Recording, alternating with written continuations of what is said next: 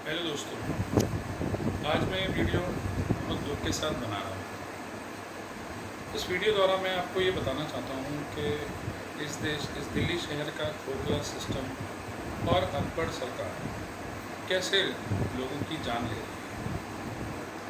मैं नई दिल्ली विकासपुरी में रहता हूँ और आज सुबह मैं कुछ काम के लिए घर से निकला था। तो यहाँ पर केशवपुर गांव के पास जो सीआरपीएफ कैंप है, वहाँ और इन दोनों के बीच में एक आउटर रिंग रोड है जो इन दोनों को लिंक करती है। उस आउट रिंग रोड की जो सड़क है वो काफ़ी सालों से बिल्कुल टूटी पड़ी है। तो ना तो वहाँ कोई एमएलए का ध्यान जाता है, ना ही यहाँ पे हमारा जो एमसीडी काउंसलर है हरीश ओबराय उसका ध्यान जाता है, ना किसी प्रशासन का ध्यान जाता है। तो वो बहुत सालों से ऐसे ही टूटी हुई पड़ी है। आज सुबह एक बाइक वाला जो अपने घर लौट रहा था, अचानक उस टूटी हुई सड़क पे उसका बैलेंस बिगड़ गया।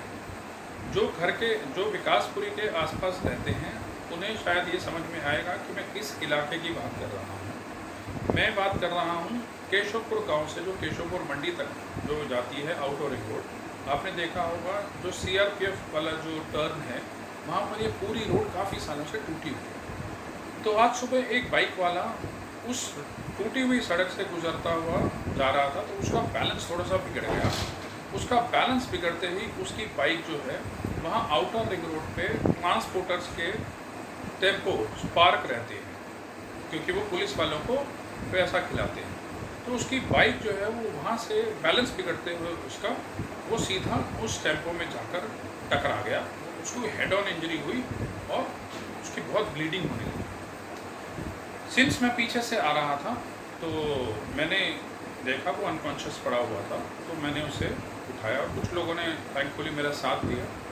हम उसे उठाकर बिल्कुल आप ये समझिए 150 मीटर दूर जीटीबी हॉस्पिटल है, बिल्कुल गुरु तेग बहादुर हॉस्पिटल बिल्कुल आउटर रिंग रोड पे ही है, केशवपुर मंडी से पहले। जो जहाँ एक्सीडेंट हुआ है उससे मुश्किल से 150 मीटर दूर है। ऑटो में बिठाकर हम उसे वहाँ लेके गए जीटीबी हॉस्पिटल, जहाँ पर उन लोगों ने इलाज करने से मना कर दिया, ये कहकर कि हमारे यहाँ पे कोई इमरजेंसी अरेंजमेंट नहीं है और ये एक्सीडेंट केस है, तो इसे दीनदयाल ले जाइए। अब हमारे पास कोई ऑप्शन नहीं था, तो हम वहाँ से उठाकर उसे केशवपुर के रास्ते फैमिली हॉस्पिटल जो सीआरपीएफ के सामने है फैमिली हॉस्पिटल, वहाँ लेके गए।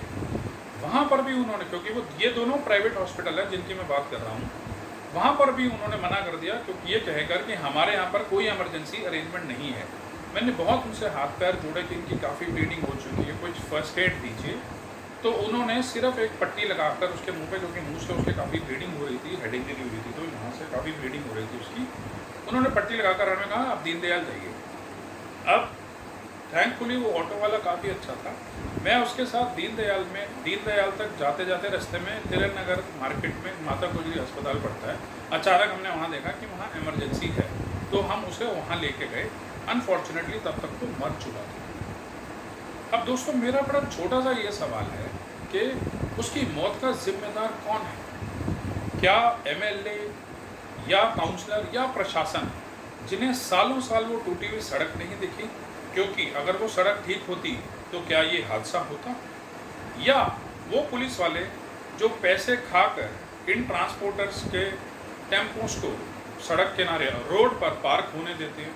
क्योंकि मेरा मानना यह है कि अगर वो टेम्पो वहाँ नहीं खड़े होते तो शायद 1% को इसको इतनी चोट नहीं लगती। या वो प्राइवेट हॉस्पिटल जो सिर्फ डॉक्टरी का धंधा करते हैं और जिनके पास कोई इमरजेंसी अरेंजमेंट नहीं है, भगवान ना करे कल को कोई ऐसा केस आ जाए, और सड़क पे खुले हुए हैं, तो मुझे ये बताइए कि क्या सरकार को ऐसे हॉस्पिटल्स का लाइसेंस कैंसिल नहीं करना चाहिए? मेरा ये सवाल आपसे है दोस्तों कि इसकी मौत का जिम्मेदार कौन है? क्योंकि अगर आज आप नहीं जागे तो ऐसे ही कई सड़क हादसे होते रहेंगे और आप अपनों को खोते रहेंगे, क्योंकि ये अनपढ़ सरकार और अंधी प्रशासन जो है ये आपके टैक्स का पैसा खाकर आराम से बैठे रहेंगे। ऐसे ही टूटी सड़कें चलती रहेंगी, ऐसे ही लोग मरते रहेंगे, किसी को कोई फर्क नहीं पड़ेगा। तो जिम्मेदारी आज हम सब पर ये आती है कि हम सब मिलकर इस अनपढ़ सरकार और अंधी प्रशासन, आलसी प्रशासन जो सिर्फ करप्शन और खोखला सिस्टम, इन दोनों के खिलाफ हम आवाज़ उठाएं। मेरे साथ जुड़िए, वरना इंसानियत ऐसे ही सड़कों पर मरती रहेगी। दोस्तों, अगर आप मेरी बात से सहमत हैं तो मैं आपसे रिक्वेस्ट करता हूं कि इस सिस्टम के खिलाफ और करप्शन के खिलाफ मेरे साथ रहिए।